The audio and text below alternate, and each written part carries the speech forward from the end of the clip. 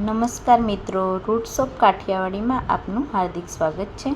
આજે માર્કેટમાં અને એકદમ તાજી મકાઈ જોવા મળી। મકાઈ જોતાં જ મન થયું કે આજે હોટલ જેવી સ્વાદિષ્ટ મકાઈનું શાક બનાવવું જોઈએ। તો ચાલો આજે 6 વ્યક્તિ માટે એકદમ ટેસ્ટી મકાઈનું મસાલા શાક બનાવીએ। સૌથી પહેલાં 2 મકાઈ લઈએ, તેને સારી રીતે સાફ કરીને બધા દાણા કાઢી લઈએ। હવે એક કુકરમાં મકાઈના દાણા ઉમેરીએ, તેમાં જરૂર મુજબ પાણી અને થોડું મીઠું ઉમેરીને મકાઈને બાફવા માટે મૂકી દઈએ। જ્યાં સુધી મકાઈ બફાય છે ત્યાં સુધી બાકીની તૈયારી કરી લઈએ।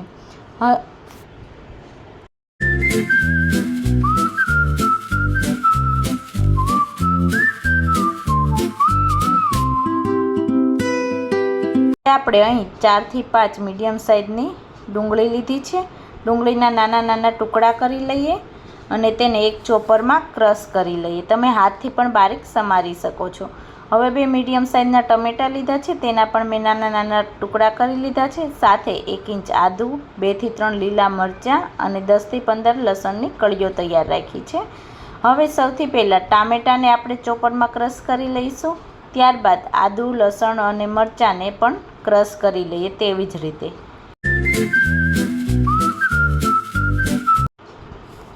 આ દરમિયાન મકાઈ પણ સરસ રીતે બફાઈ ગઈ છે।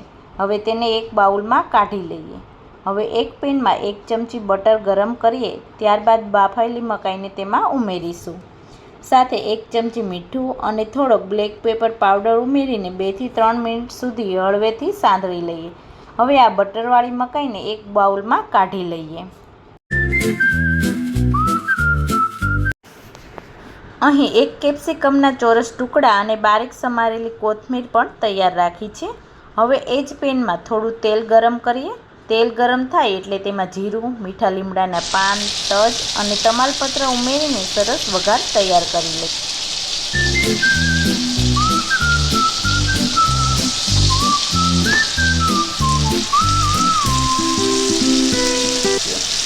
ત્યારબાદ ક્રશ કરેલું આદું, લસણ અને લીલા મરચાંને ઉમેરીને લસણ હળવું ગોલ્ડન બ્રાઉન થાય ત્યાં સુધી સાંતળી લઈએ।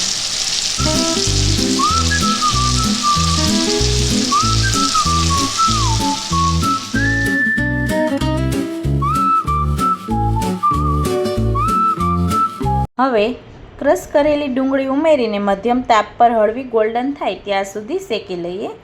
ત્યારબાદ ક્રશ કરેલા ટામેટાં ઉમેરીને સારી રીતે મિક્સ કરી લઈએ। હવે સ્વાદ મુજબ મીઠું અને 1 ચમચી હળદર ઉમેરીને ટામેટાને સારી રીતે ચડવા દઈએ।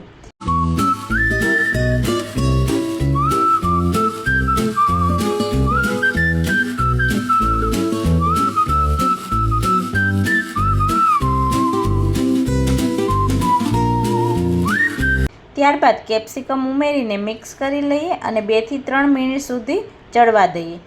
થોડીવાર પછી કેપ્સિકમ સરસ રીતે ચડી ગયું છે। હવે તેમાં લાલ મરચું પાવડર, ધાણા જીરું પાવડર ઉમેરીને મસાલાને સારી રીતે મિક્સ કરી લઈએ।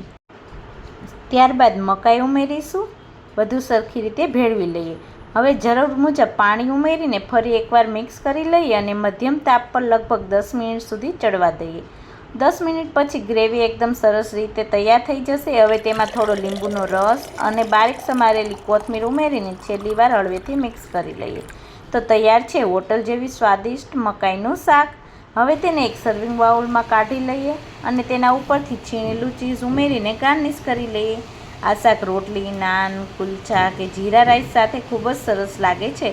જો તમે આજની રેસીપી ગમી હોય તો વિડીયો લાઈક કરો, તમારા મિત્રો અને પરિવાર સાથે શેર કરો અને સબસ્ક્રાઈબ કરો।